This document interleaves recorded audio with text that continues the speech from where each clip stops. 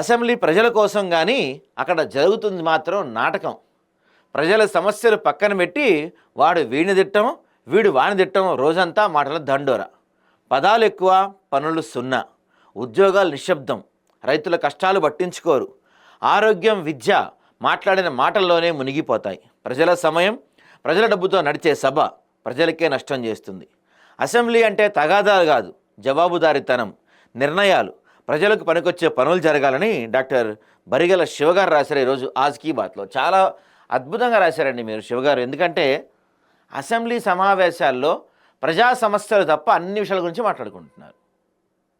అసెంబ్లీలో కానీ మండలిలో కానీ మొన్న కవితకు అయితే ఆమె జీవిత చరిత్ర మొత్తం గంట సేపు చెప్పింది మండలిలో కూర్చొని.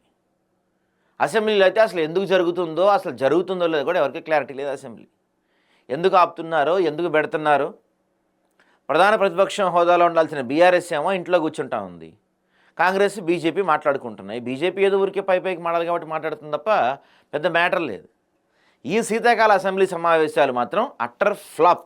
ఎందుకు పెట్టారో, ఎవరి కోసం పెట్టారో ఎవరికి తెలియదు.